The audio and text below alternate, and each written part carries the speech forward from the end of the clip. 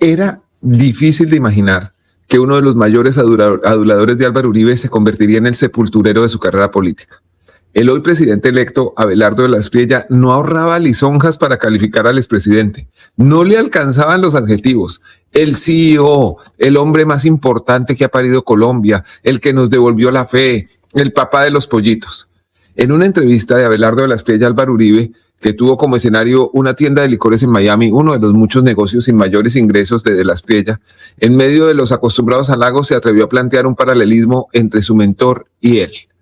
Por eso yo digo, usted se encarga de las cosas fundamentales y yo me encargo del departamento de banalidades. Miren esto.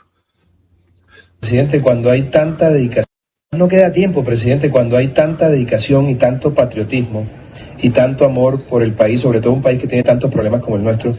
Yo entiendo su visión, no hay tiempo, por eso yo digo que usted se encarga de las cosas fundamentales y yo me encargo del departamento de las banalidades. Así que por ahí vamos bien, no se preocupe. En esta última campaña...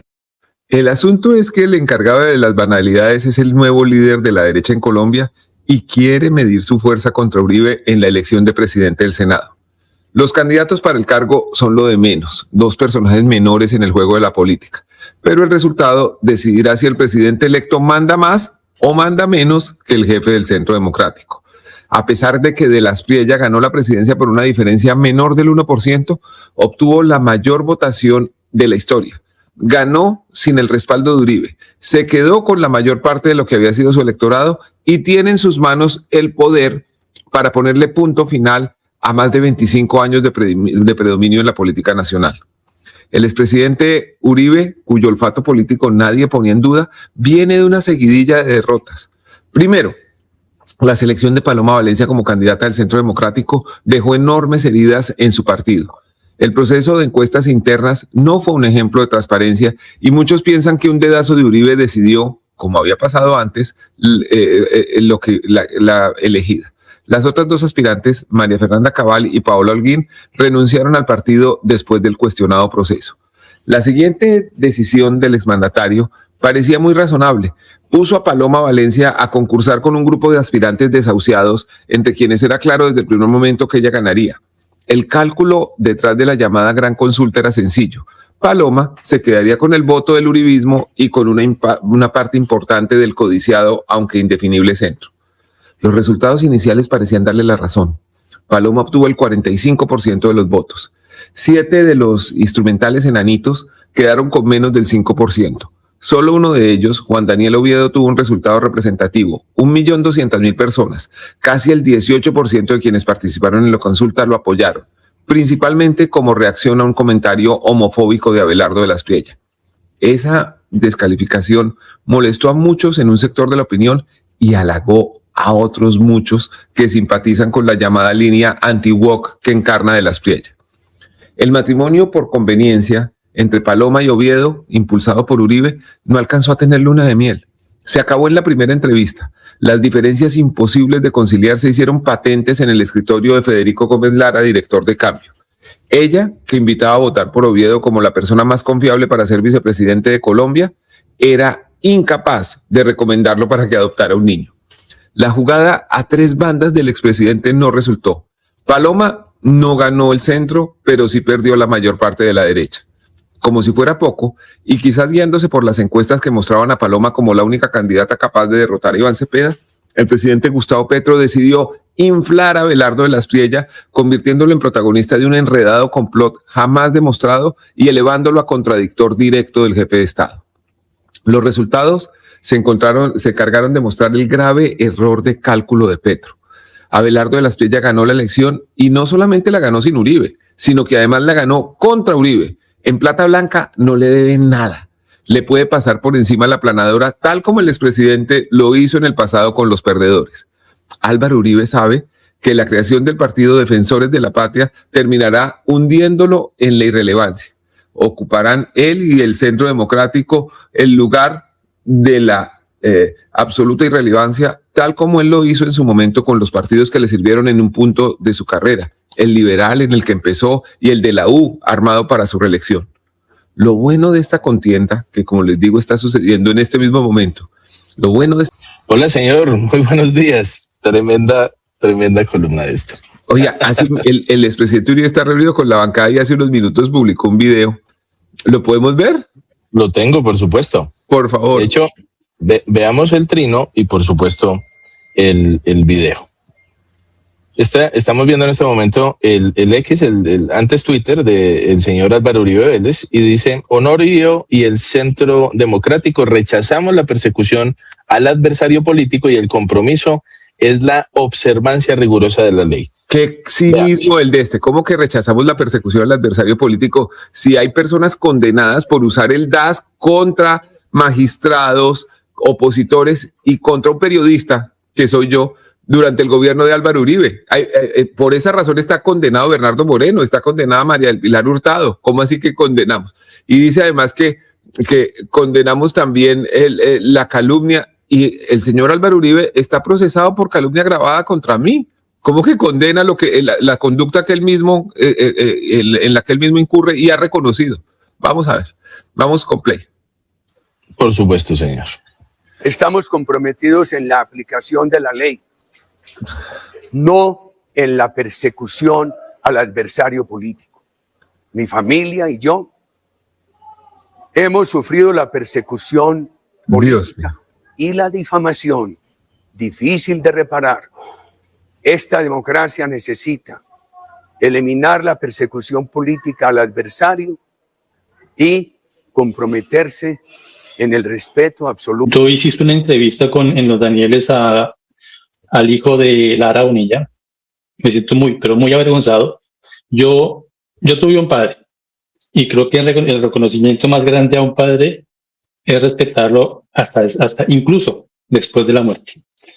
Ver a este señor, y espero me esté escuchando, ver a este señor con esa cara de hipócrita a su padre, a su propio padre, sabiendo nosotros quién fue Lara Bonilla, y tener que mentir, porque mentía a ustedes de una manera cínica y cobarde, todo lo que se sabía del señor presidente elegido.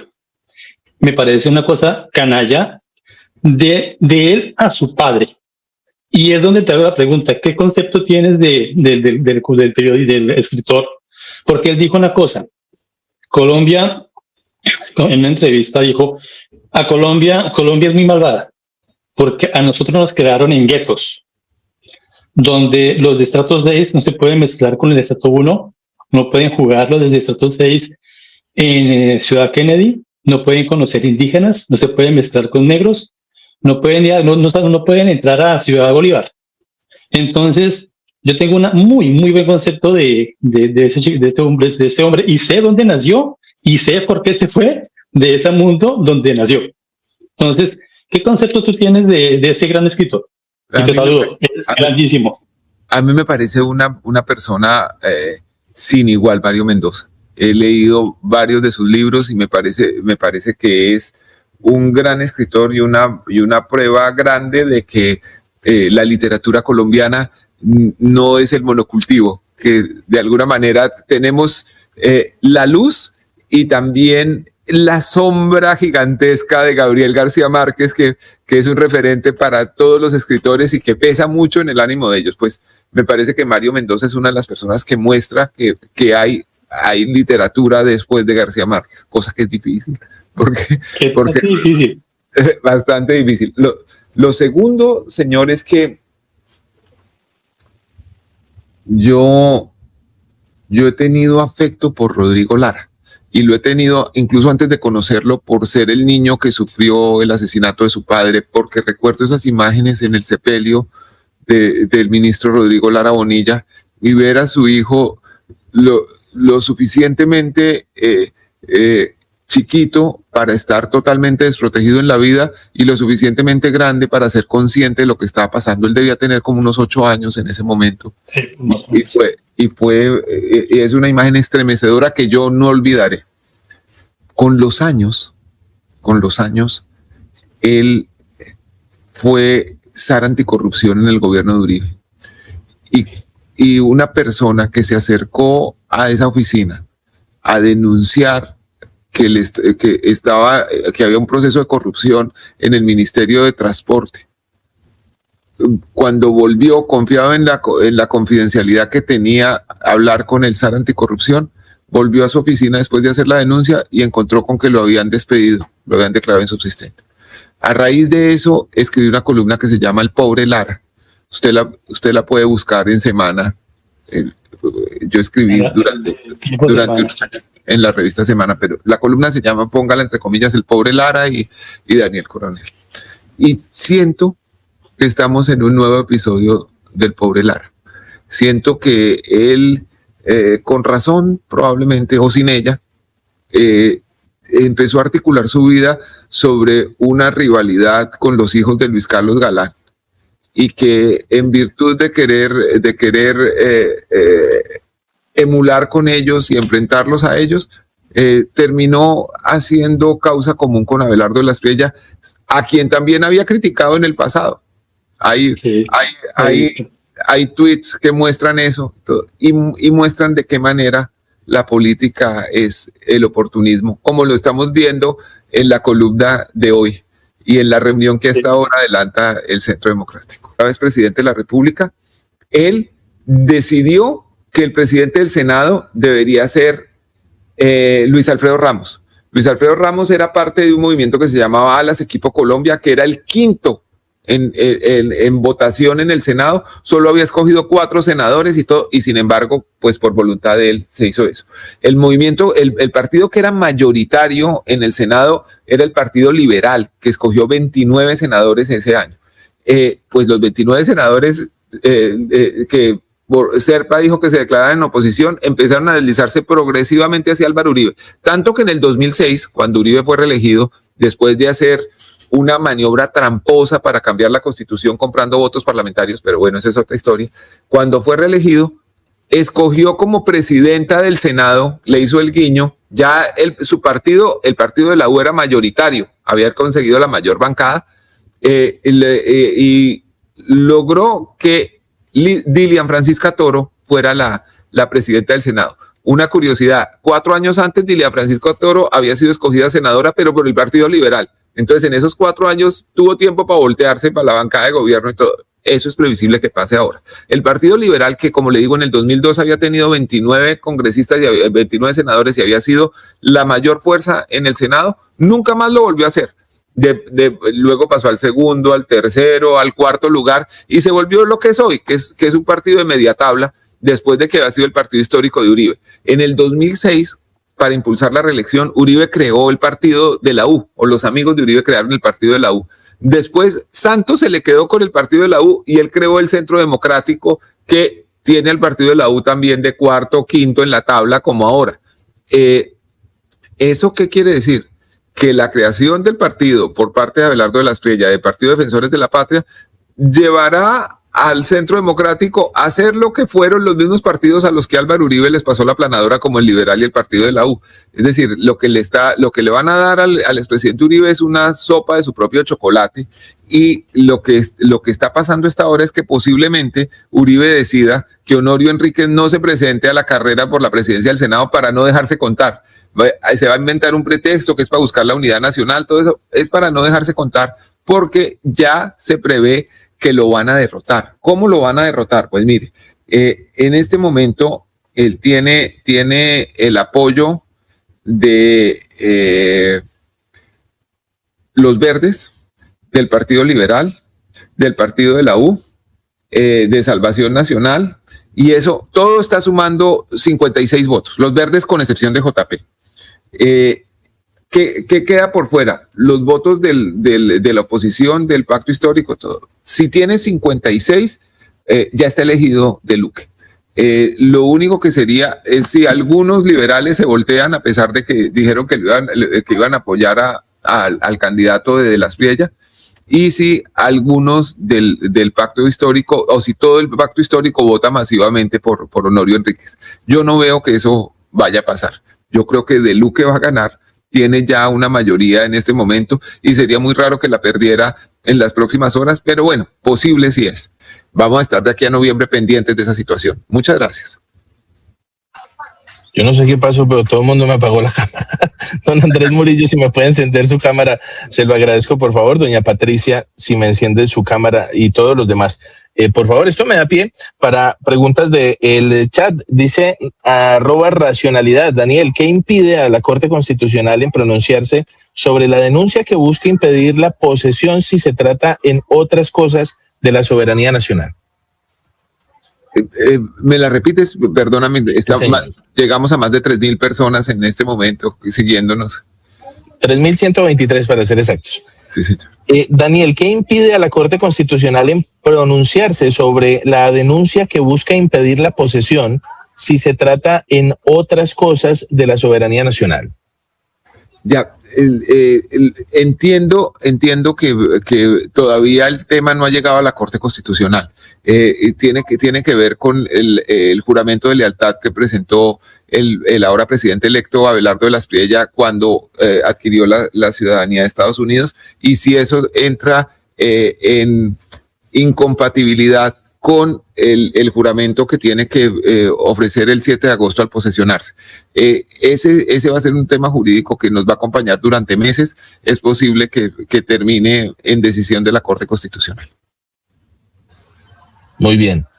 Don Benjamín 1239 dice: Daniel, ¿qué opinión te merece el hecho de que Carlos Caicedo fue denunciado por presunto abuso sexual contra una menor de edad de 8 años?